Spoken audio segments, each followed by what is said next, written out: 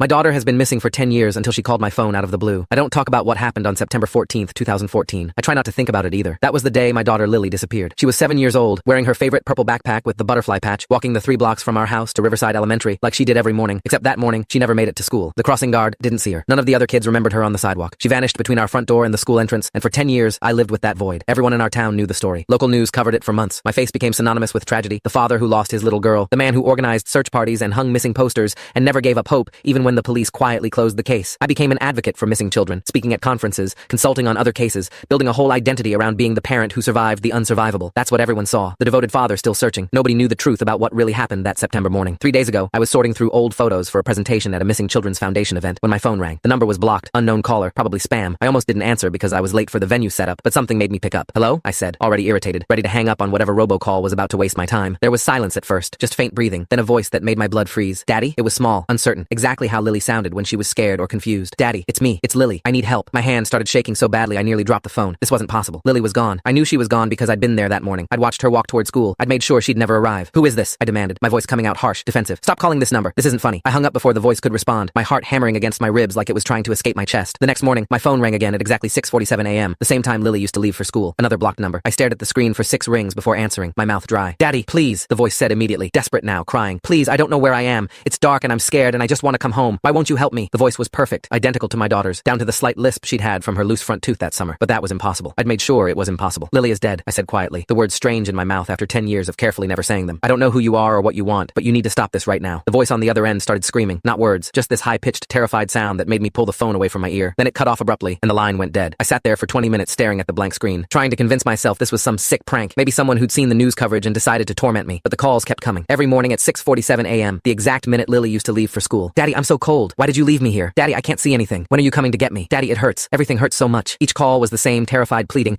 the same impossible voice, and each time I tried to trace the number, I got nothing. Blocked, untraceable, like the calls were coming from nowhere. I stopped answering after the 5th call, let them go to voicemail, but then I'd see the notification and my hand would move on its own, playing the messages back, listening to that voice beg for help I couldn't give. My wife Audrey noticed I wasn't sleeping, asked if I was okay, if the upcoming anniversary of Lily's disappearance was hitting me harder than usual. I lied and said work was stressful, that the foundation was demanding more appearances, anything except the truth that our dead daughter was calling me every morning. On the 8th day of calls, I finally answered and said the thing I'd been holding back. Lily can't call anyone because Lily drowned in Mercy Lake on September 14th, 2014. I know that for a fact because I was there. I watched her sink. The silence on the other end was so complete I thought the call had dropped, but then I heard breathing, slow and deliberate. I know, Daddy, the voice whispered. Different now, colder. I know what you did. I remember the rocks you tied to my ankles. I remember how you told me we were playing a game, seeing how long I could hold my breath underwater. I remember your hands on my shoulders, pushing me down every time I tried to come up for air. I remember everything. My vision tunneled, black spots dancing at the edges. That's not possible, I said, but my voice cracked. You drowned. You've been dead for 10 years. But that's when the story